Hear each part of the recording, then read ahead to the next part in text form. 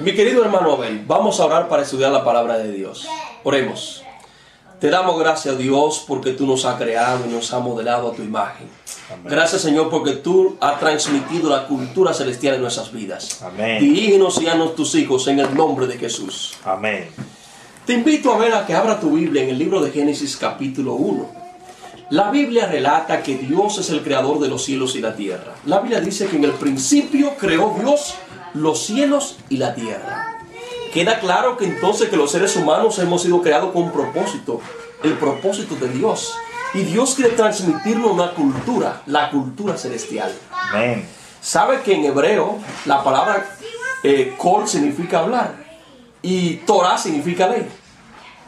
¿Sabía eso? No lo sabía. Un maestro mío que me dio clases de hebreo decía él que cultura es como hablar la ley. Kol Torah, hablar la ley. Dios está transmitiendo su cultura celestial a la raza humana. Es decir, que cuando en el principio creó Dios los cielos y la tierra, Dios en su principio, en la idea de Dios, en la mente de Dios, porque fue en la mente, es ahí donde se origina la idea de crearnos a nosotros. Entonces, en un pensamiento de Dios, en la cabeza de Dios surge ¿qué? La idea de crear los cielos y la tierra. Y tú y yo somos resultado de ese principio. Por lo tanto, Dios está transmitiendo su cultura, la cultura celestial en el hombre. Por eso, cuando vamos al libro de Génesis, te invito a que abra tu Biblia y mire en Génesis capítulo 1, los versículos 26 y 27. Y también el 28. Dice la Biblia allí: entonces dijo Dios, hagamos al hombre a nuestra imagen, conforme a nuestra semejanza, y domine sobre los peces del mar, las aves del cielo, sobre el ganado y sobre todo animal que se arrastra sobre la tierra. Y creó Dios al hombre a su imagen, a imagen de Dios lo creó, hombre y mujer los creó. Y los bendijo Dios, les dijo: fructificad y multiplicaos, llenad la tierra y gobernadla. Dominad los peces del mar, las aves del cielo y toda la bestia que se mueven sobre la tierra. ¿Queda claro entonces, Abel, mi hermano Abel, que Dios dice que hagamos al hombre? Es decir, que el hombre es parte de la cultura de Dios. El hombre está participando en cierto sentido del aspecto espiritual de Dios. Participa en cierto sentido de la naturaleza divina. No que sea Dios, pero sí participa, como dice Pedro, que somos participantes de la naturaleza divina. En ese sentido, el hombre está participando en la cultura celestial y está hablando, así como cuando Dios dice y se hace, como cuando uno sigue la ley de Dios que medita día y noche en esa cultura celestial. Así también nosotros, cuando leemos su palabra, cuando seguimos su cultura, estamos meditando día y noche y recibiendo esa cultura celestial. Por eso el hombre dice que hagamos al hombre a nuestra imagen. Es decir, que el hombre lleva impregnada en su imagen, en la forma como el hombre fue creado, la característica del aspecto de Dios en su vida. Es decir, que el hombre en el aspecto físico recibe los aspectos morales de Dios, recibe las bendiciones, recibe el amor, la bondad, y todo eso es la cultura celestial. Pero también Dios le muestra también el aspecto de la semejanza. Queda claro que nosotros no somos iguales a Dios. Se admite una diferencia. Dios es diferente a nosotros, porque Dios es el creador, nosotros somos la criatura. Pero algo sí se ve en el hombre. Dios le transmite al hombre su aspecto espiritual. Dios le transmite al hombre su salvación. Dios le transfiere la inmortalidad. No es que el hombre sea inmortal, pero Dios, ¿qué cosa? El hombre participa de la inmortalidad que es dependencia de Dios. Es decir, el hombre depende de Dios y es alimentado por Dios. Queda claro entonces cuando el hombre es creado, Dios lo coloca para que haga un dominio, para que transmita la Torah, para que hable de esa ley a las criaturas. Dice que el hombre lo pone a dominar, para que gobierne administre el mundo. Y allí habla de que el hombre, al crear al hombre, lo crea a su imagen. Y lo crea hombre y mujer. Por lo tanto, cuando Dios le dice: mira, yo te estoy bendiciendo para que tú te multipliques. Cuando el hombre es llamado a multiplicarse, lo que está diciendo es, antes del pecado, que el hombre debía transmitir la cultura celestial en cada uno de sus hijos. Debía ser a otro igual a la imagen y semejanza de Dios en esa cultura divina. Pero lamentablemente el hombre fracasó en el plan y propósito de Dios. El plan de Dios se vio frustrado. Por lo tanto, nosotros podemos ver en la Escritura que a pesar de que el hombre se frustra, que a pesar de que el hombre fracasa, a pesar de que el hombre fracasa y viola el principio de la ley de Dios, Dios viene a buscarte. En Génesis capítulo 3, 10, Dios llama a Adán y le dice: ¿dónde estás tú? Dios está llamando.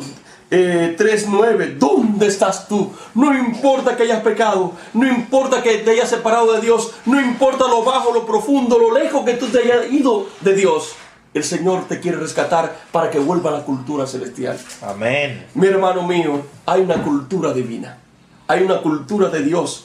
¿Dónde estás tú? ¿Dónde te has escondido? No importa, Dios te quiere rescatar y te quiere vestir con las pieles de animales, vestirte con su justicia. Hermano mío, en Génesis 3:15 encontramos la promesa más maravillosa. A pesar de que el hombre quiere hacer una sola cultura, la cultura etnocéntrica, centrado en su país, en su raza, en su idiosincrasia, en su mundo, ese no era el propósito original de Dios. Hoy somos muchas naciones diferentes, pero a pesar del pecado, Dios en un momento final de la historia va a tener un pueblo y Él será su Dios. Pero por ahora vamos a leer lo que dice Génesis 3:15. Y dice allí: enemistad pondré entre ti y la mujer, entre tu descendencia y tu descendiente, y tú le dirás el talón, pero él te pasará la cabeza. Dios un día va a mandar al prometido, el descendiente de la mujer, que va a restablecer ese plan, el plan de la cultura divina, el redentor del mundo, que es Jesús. En el libro de Génesis capítulo 11 nosotros encontramos la rebelión del hombre contra Dios. A pesar de que Dios está intentando salvarlo, el hombre se está rebelando contra Dios. Ha levantado una muralla que se eleva hasta el cielo con tal de no obedecer a Dios. Y Dios, para frustrar el intento de la maldad del hombre, la conglomeración de la maldad en un solo lugar, le confunde las lenguas. Queda claro que en Babel Dios le confunde la lengua para acabar con el plan del hombre de planear el mal. Dios tiene una cultura celestial, y cuando el hombre se rebela, cuando el hombre trama, cuando el hombre planifica rebelarse contra él, Dios interviene. Dios interviene aquí en el caso de Babel, cambiando las lenguas. En el caso de Noé, por ejemplo, en el arca, Dios interviene ya cuando el hombre ha sacado a Dios de su vida, cuando el hombre se ha alejado de Dios, cuando el hombre que la tendencia del hombre es hacer el mal, según el capítulo 6. Cuando Dios ya no está en su vida, entonces Dios también para el hombre dice: yo domino, yo gobierno, y mando un diluvio. En el caso de Babel, Dios confunde las lenguas. Pero nosotros podemos ver, en el caso del plan de Dios de salvar a una raza, Dios llama a un hombre y lo llama para que sea un evangelista multicultural. Llamó a Abraham, según Génesis capítulo 12. Abraham, Dios lo sacó de Ur de los Caldeos y lo llamó a Canaán, y allí tuvo relaciones con otras naciones, con otros pueblos, y esa gente decían que Dios estaba con Abraham. Amén. Glorificaban al Dios de Abraham. Así pasó con Isaac, porque Dios lo estaba bendiciendo: vamos a hacer pacto contigo. Con Jacob lo mismo, y con José. José fue nombrado líder multicultural, intérprete de la ley de Dios en Egipto, y habló al pueblo, fue gobernador y honró a Dios. El mismo faraón decía: no hay hombre como este que tenga el Espíritu de Dios. Hermano mío, Dios tiene una cultura celestial, y a pesar de que el hombre se rebela contra Dios, Dios llamó a Moisés, y allí predicó Moisés ante la gente más avanzada de su mundo, la civilización más grande, la cultura más grande. Dios levantó a su pueblo y lo liberó de Egipto. Dios tiene un pueblo y tiene una cultura especial. Después el pueblo se rebela contra Dios, se rebela, y Dios levanta líderes y lo salva del pecado. Nosotros podemos ver entonces que la Escritura es clara y contundente en el plan salvífico de Dios. Cuando el pueblo judío falló con el propósito de comunicar la Torá, hablar de esa ley de Dios, de llevar la cultura celestial, y cuando ellos se olvidaron de Dios, a pesar de eso, aún en la esclavitud, Dios levantó hombres y mujeres que fueron fieles a Dios.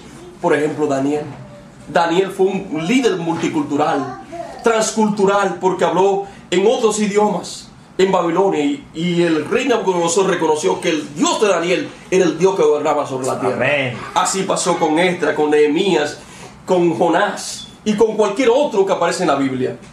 En el Nuevo Testamento el caso sigue.